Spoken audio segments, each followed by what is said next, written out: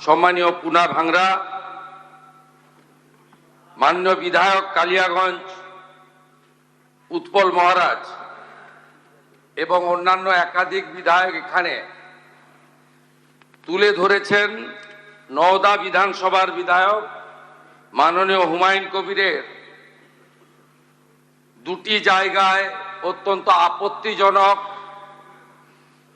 সাম্প্রদায়িক এবং সমাজ এবং রাজ্যের পক্ষে ক্ষতিকারক বক্তব্যের উপরে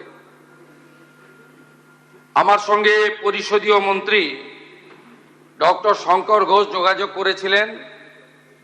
আমি তাকে আশ্বস্ত করেছিলাম যে মাননীয় অধ্যক্ষ মহোদয় অনুমতি দিলে আমি এই সংক্রান্ত একটি স্টেটমেন্ট হাউসে রাখব। প্রথমত, মাননীয় হুমায়ুন কবির যে বক্তব্য রেখেছেন, এই বক্তব্য আপনাদের কাছে আমি পড়ে শোনাচ্ছি। 26/6/2026 afternoon, Humayun Kabir MLA Nowda AC, তিনি একটি উনার পার্টির মিটিং কাশীপুরে রেজিনগরে করেছেন।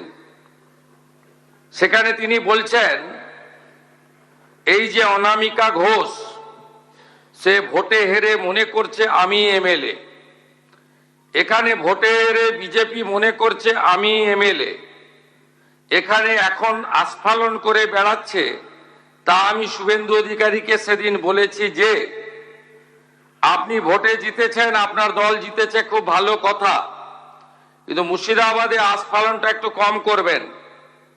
আমি যেদিন ময়দানে মুসলমানদের নিয়ে নেমে যাব না, সেদিন এমন সাটা ভাগা মার শুরু করবে যে আপনাদের পতাকা বহন করার লোক থাকবে না।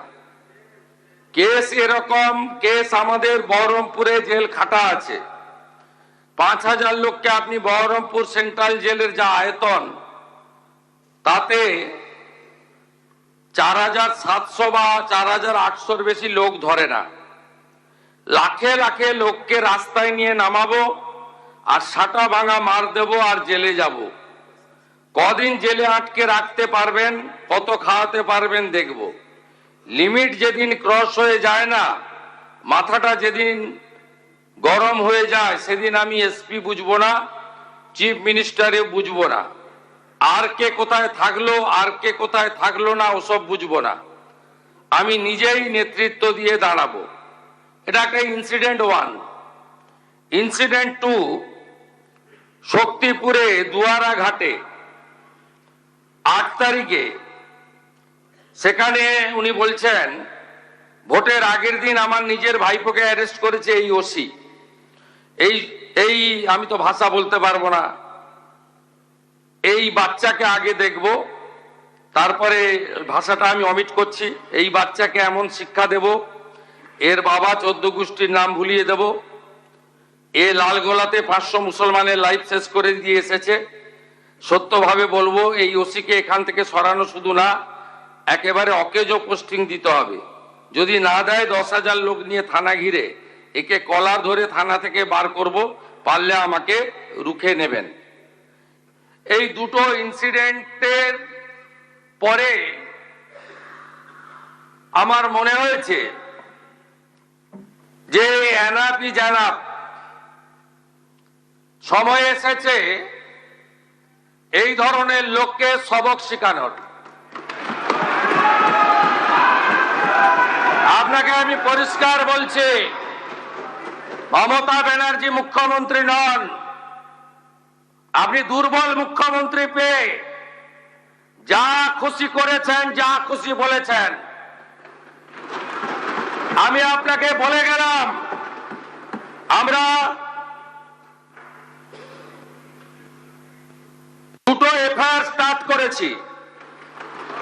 Rejinagar PS case number 219/226, dated 26/6/2026, under section 152, 192, 196, 197, 224, 299, 351 within bracket 2, 352, 353 of the ভারতীয় ন্যায় সংহিতা। ইনসিডেন্ট নাম্বার 2 তেও আমরা শক্তিপুর পিএসএ 176/226 আরেকটা কেস ইস্যু করেছি। সেই কেসেও আমরা ভারতীয় ন্যায় সংহিতার সমস্ত সেকশন লাগিয়েছি এবং আমি আপনাদেরকে অ্যাসিওর করছি এত বড় ক্ষমতা আপনাকে কেউ দেয়নি। আপনি মুখে যেগুলো বলেছেন, আপনাকে আমি বলে গেলাম, আপনি কেন করছেন আমি জানি, আপনি কেন করছেন রাজনৈতিক কারণটা আমি জানি। আপনার এজেন্ডা 2 ছিল।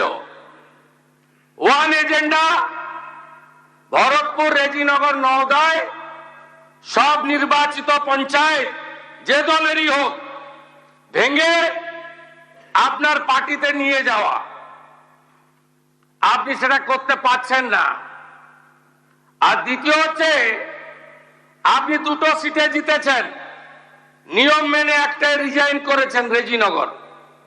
আগামী 2-3 মাসের মধ্যে উপনির্বাচন হবে, আপনি আপনার ছেলেকে জেতাতে চাইছেন।